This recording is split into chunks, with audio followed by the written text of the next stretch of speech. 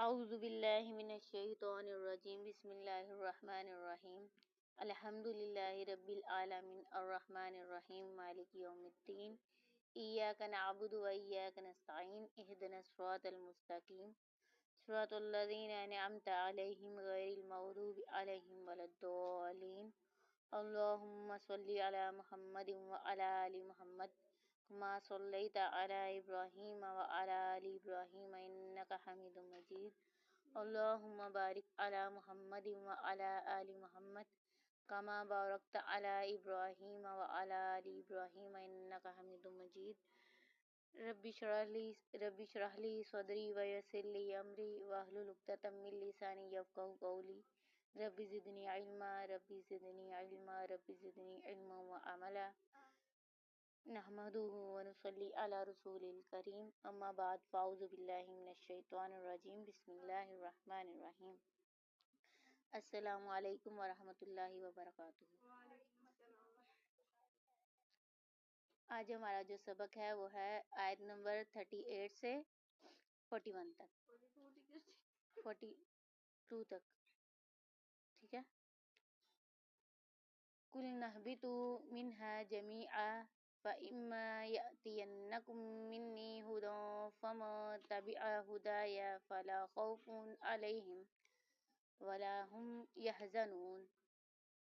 قُلْنَا اهْبِطُوا، قُلْنَا کہا ہم نے، اهْبِطُوا تم اتر جاؤ، منہا اس سے، جمیعا سب کے سب، ٹھیک ہے۔ اب یہاں پہ اللہ تعالیٰ حضرت آدم علیہ السلام اور حضرت حوا سے مخاطب ہے کہ تم یہاں سے اتر جاؤ۔ کہاں سے اتارا ہے؟ جنت سے، ٹھیک ہے، جنت سے اتارا اللہ تعالیٰ نے حضرت آدم علیہ السلام کو اور حضرت حوا کو، ٹھیک ہے۔ منہا اس سے، جمیعا سب کے سب۔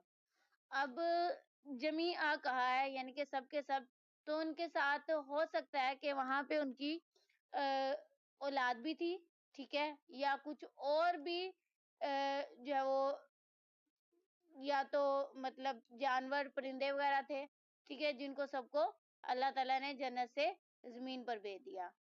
اب جو ہے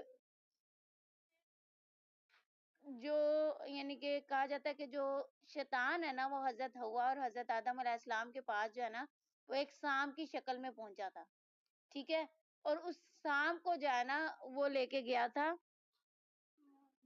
مور لے کے گیا تھا، ٹھیک ہے، وہ سانپ کو مور لے کے گیا تھا جو حضرت آدم اور حضرت حوا کے پاس، کیونکہ شیطان جو ہے نا وہ جنت میں نہیں جا سکتا تھا، جنت سے دور اس کا ٹھکانہ تھا اور جنت کے آس پاس بھی بھٹک نہیں سکتا تھا، تو اسے جنت میں جانے کے لیے کسی نہ کسی کی مدد کی ضرورت تھی، ٹھیک ہے، تو اس نے سانپ اور مور کی مدد لی، یعنی کہ سانپ کی شکل اور مور کی مدد لی، ٹھیک ہے۔ فَإِمَّا يَأْتِيَنَّكُم مِّنِّي هُدًى،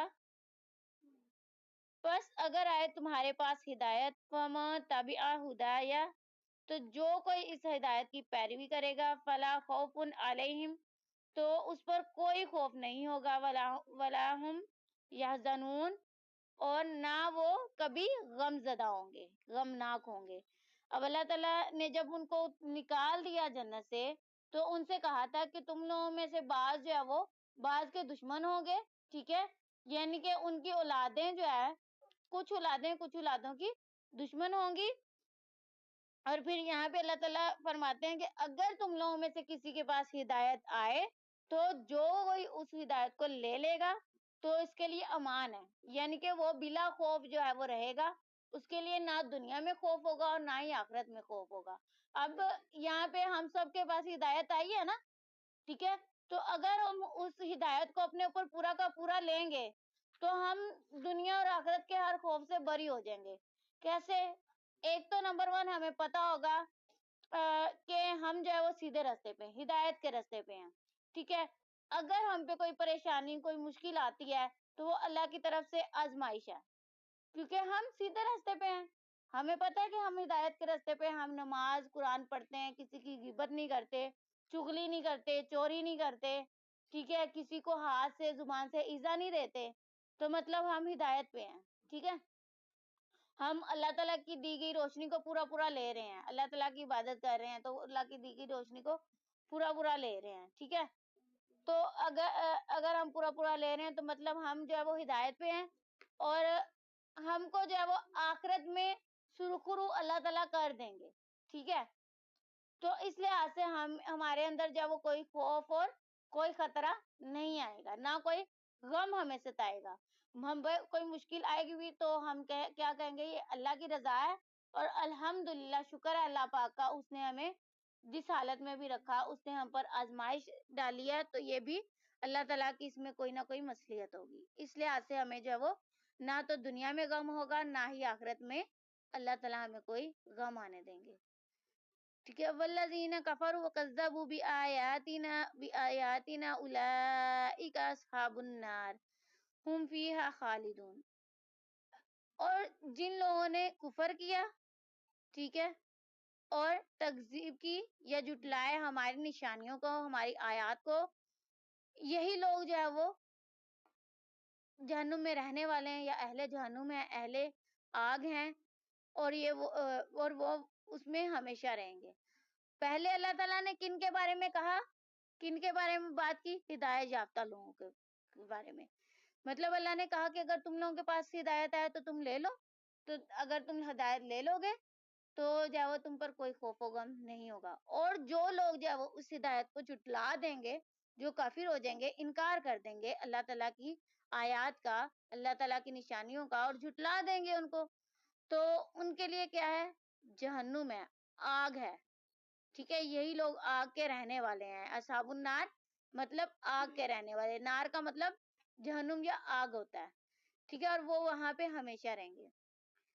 یا بنی اسرائیل اذکروا نعمتی التی انعمت علیکم واوفوا بعہدی واوفی بعہدکم وایای فرحبون.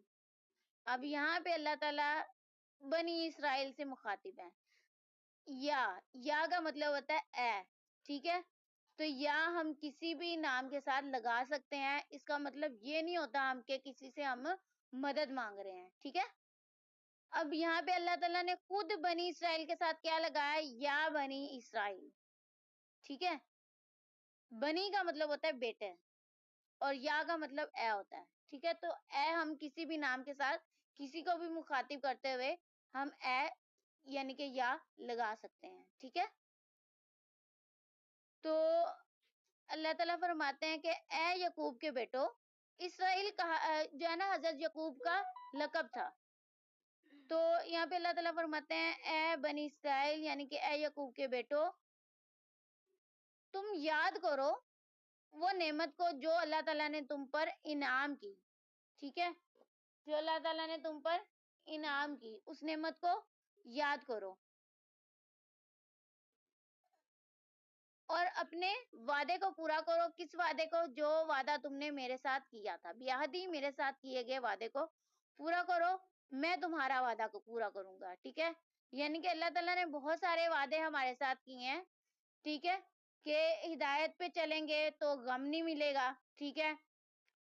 اللہ کے راہ میں خرچ کریں گے تو ہمیں 10 گنا ملے گا، ٹھیک ہے؟ نیکی کریں گے تو نیکی کا بدلہ زیادہ ملے گا. اس طرح اللہ تعالیٰ نے بہت سارے وعدے کیے ہیں. تو اللہ تعالیٰ نے جو بھی قرآن پاک میں وعدہ کیا ہے، وَإِيَّايَ فَارْهَبُونِ، اور مجھے سے ڈرو، ٹھیک ہے؟ یہاں پہ اللہ تعالیٰ نے بنی اسرائیل پر کی گئی نعمتوں کا ذکر کیا ہے، اور ان سے کہا ہے کہ میرے وعدے کو پورا کرو، میں تمہارے وعدے کو پورا کروں گا، اور مجھے سے ڈرو. وَآمِنُوا بِمَا أَنزَلْتُ مُصَدِّقًا لِمَا مَعَكُمْ وَلَا تَكُونُوا أَوَّلَ كَافِرٍ بِهِ وَلَا تَشْتَرُوا بِآيَاتِي ثَمَنًا قَلِيلًا وَإِيَّايَ فَاتَّقُونِ. وَآمِنُوا، اور ایمان لاؤ، بِمَا أَنزَلْتُ مُصَدِّقًا لِمَا، جو میں نے نازل کیا اور تصدیق کرنے والی ہے اس کی، معاکم جو تمہارے پاس ہے، ولا تکونو، اور نہ تم ہو جاؤ، اولا پہلے، کافرین کافروں میں سے، ٹھیک ہے؟ ولا اولا کافرم بھی، پہلے کافروں میں سے، بھی اس کا مطلب ہوتا ہے اس سے. ولا تشترو، اور نہ خریدو بھی آیاتی ثمنا قلیلا، میری آیات کے بدلے، میری آیتوں کے بدلے تھوڑی قیمت. وَإِيَّايَ فَاتَّقُونِ، اور بس مجھے سے ڈرتے رہو، مجھے سے ڈرو.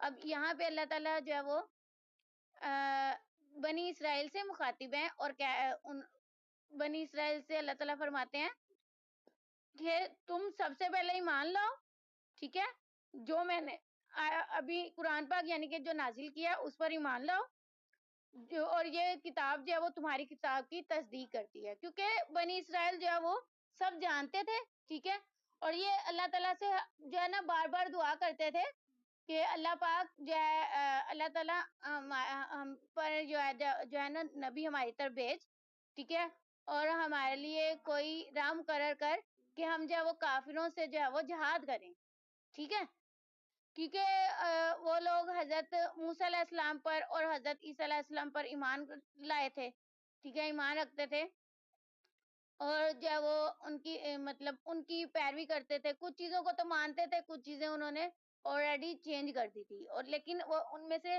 جو نیکوکار تھے نا، جو یعنی کہ پکے ایمان والے تھے، وہ اللہ تعالیٰ سے بار بار دعا کرتے تھے، ٹھیک ہے. تو جب قرآن پاک نازل ہوا تو انہی لوگوں نے جو اللہ تعالیٰ سے جہاد کے لیے جو وہ مہلت مانگتے تھے، اور جو ہے وہ اللہ تعالیٰ سے نبی کے لیے دعا کرتے تھے، آخری نبی کے لیے دعا کرتے تھے، انہوں نے جو اللہ تعالیٰ کی آیات کی تکذیب کرنا شروع کر دی تھی، انکار کرنا شروع کر دیا تھا. کیوں انکار کرنا شروع کر دیا تھا؟ کیونکہ جو وہ جو حضرت محمد صلی اللہ علیہ وسلم یعنی کہ آخری نبی، وہ حضرت یعقوب علیہ السلام کی اولاد سے نہیں آئے تھے، ٹھیک ہے، وہ حضرت اسحاق علیہ السلام کی اولاد سے نہیں آئے تھے، بلکہ وہ حضرت اسماعیل علیہ السلام کی اولاد سے آئے تھے، اور حضرت اسماعیل علیہ السلام کی اولاد سے صرف نبی پاک حضرت محمد صلی اللہ علیہ وسلم تھے. کیونکہ حضرت اسماعیل نے جو ہے حضرت اسماعیل نے اور حضرت ابراہیم علیہ السلام نے دعا کی تھی جب خانہ کعبہ تعمیر کر رہے تھے، تو اس وقت دعا کی تھی کہ اے میرے پروردگار، جو ہے وہ آخری نبی جو ہے نا وہ میری نسل میں سے یعنی کہ حضرت اسماعیل علیہ السلام کی نسل میں سے جو ہے وہ بھیجیے گا. اس طرح سے انہوں نے یعنی کہ انعام کے لیے دعا کی تھی. تو اس اللہ تعالیٰ نے پھر آخری نبی جو ہے وہ حضرت اسماعیل علیہ السلام کی اولاد سے بھیجے، ٹھیک ہے، یعنی کہ حضرت محمد صلی اللہ علیہ وسلم. تو اللہ تعالیٰ بنی اسرائیل سے جو ہے مخاطب ہیں اور کہہ رہے ہیں کہ تم جو ہے جو کتاب میں نے نازل کی یعنی کہ قرآن پاک، اس پر ایمان لاؤ، کیونکہ یہ تمہاری ہی کتاب کی یعنی کہ تورات کی تصدیق کرتی ہے اور انجیل کی تصدیق کرتی ہے، ٹھیک ہے، اور تم پہلے کافروں مطلب شروع کے کافروں میں سے تم لوگ نہ ہو جانا، ٹھیک ہے، اور جو میری جو ولا تشترو، اور نہ خریدو بھی آیاتی، میری آیات کے بدلے ثمنن قلیلا، تھوڑی قیمت، اور میری آیات کو جو ہے وہ تھوڑی قیمت کے بدلے بیچو مت. مطلب قیمت کے بدلے یہ نہیں کہ وہ پیسے لے کے آیات بیچ رہے تھے، وہ ایسا نہیں کر رہے تھے، مطلب وہ دنیاوی دولت کی خاطر اللہ تعالیٰ کی آیات کو جھٹلا رہے تھے، ٹھیک ہے. تو اس کا مطلب یہ ہے کہ اللہ تعالیٰ کی آیات کو دنیا کی خاطر وہ جھٹلانا، مطلب اللہ کی آیات کو تھوڑی قیمتوں اللہ کی آیات کے بدلے تھوڑی سی قیمت یعنی کہ دنیا کی قیمت خرید لینا، یعنی کہ وہ حکومت کرنا چاہتے تھے نا، تو اللہ تعالیٰ کی آیات کے بدلے وہ اس دنیا کی حکومت خرید رہے تھے. وَإِيَّايَ فَاتَّقُونِ، اور مجھے سے ڈرو. وَلَا تَلْبِسُوا الْحَقَّ بِالْبَاطِلِ وَتَكْتُمُوا الْحَقَّ وَأَنْتُمْ تَعْلَمُونَ، اور نہ حق کو باطل سے ملاؤ، ٹھیک ہے، اور حق کو نہ چھپاؤ. تکتمو کا مطلب ہے نہ چھپاؤ، ٹھیک ہے، چھپانا. تکتمو کا مطلب ہوتا ہے چھپانا، ٹھیک ہے. وَأَنْتُمْ تَعْلَمُونَ، اور تم یہ جانتے ہو، حق کو جانتے ہو، یعنی کہ نہ تو اللہ تعالیٰ کہہ رہے ہیں کہ حق کو باطل کے ساتھ مکس کرو، یعنی کہ وہ کچھ انہوں نے کیا کیا تھا تورات اور انجیل میں، کچھ سچ کے ساتھ جھوٹ کو مکس کر دیا تھا، ٹھیک ہے، اور وہی باتیں جو ہے وہ آ کر جو ہے وہ لوگوں کو بتا رہے تھے، ٹھیک ہے، اور نبی پاک صلی اللہ علیہ وآلہ وسلم پر جھوٹے جھوٹے الزام لگا رہے تھے. تو اللہ تعالیٰ کہتے ہیں کہ جھوٹ میں سچ مکس نہ کرو، نہ سچ میں جھوٹ مکس کرو، اور جو سچ ہے اس کو چھپاؤ نہ، ٹھیک ہے. اور کچھ آیات جو ہے وہ چھپا لیتے تھے، ان کو یعنی کہ تورات سے اور انجیل سے ختم ہی کر دیتے تھے، ایلیمینیٹ کر دیتے تھے، ٹھیک ہے؟ تو یہ سب کام جو ہے بنی اسرائیل کر رہے تھے، حالانکہ وہ تو سب جانتے تھے نا، ٹھیک ہے؟ اور ان کو ہر دور میں بتایا جاتا رہا کہ آخری نبی نے آنا ہے اور اس پر یعنی کہ آخری کتاب نازل ہوگی، اور جو باتیں یعنی کہ نبی پاک صلی اللہ علیہ وسلم کی نشانیاں تھی، یہودیوں کو، عیسائیوں کو جو ہے وہ سب پتا تھی، لیکن وہ کیا کر رہے تھے؟ وہ جھوٹ بول رہے تھے، ٹھیک ہے؟ اور حق میں جو ہے وہ باطل مکس کر رہے تھے، یعنی کہ سچ اور جھوٹ مکس کر کے لوگوں کو بتا رہے تھے اور نبی پاک صلی اللہ علیہ وسلم پر الزام لگا رہے تھے۔ اعوذ باللہ من الشیطان الرجیم، بسم اللہ الرحمن الرحیم، اللہم صلی علی محمد وعلی آل محمد کما صلیت علی ابراہیم وعلی آل ابراہیم انک حمید مجید، اللہم بارک علی محمد وعلی آل محمد کما بارکت علی ابراہیم وعلی آل ابراہیم انک حمید مجید، ربنا آتنا فی الدنیا حسنۃ وفی الآخرۃ حسنۃ وقنا عذاب النار وقنا عذاب القبر وقنا عذاب الحشر وقنا عذاب المیزان، اللہم انا اسألک الہدی والتقی والعفاف والغنی، اللہم انا اسألک الجنہ والعافیہ فی الدنیا والآخرہ، اللہم انا اسألک علما نافعا وعملا متقبلا ورزقا طیبا، ربنا هب لنا من ازواجنا وذريتنا قرة اعین واجعلنا للمتقین اماما، ربنا لا تزغ قلوبنا بعد إذ هديتنا وهب لنا من لدنك رحمة إنك أنت الوهاب، ربي اشرح لي صدري ويسر لي أمري واحلل عقدة من لساني يفقهوا قولي، ربي زدني علما ربي زدني علما ربي زدني علما وعملا،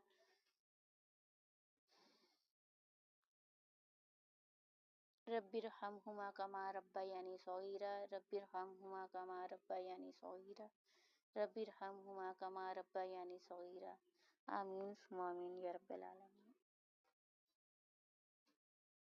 السلام علیکم ورحمۃ اللہ وبرکاتہ۔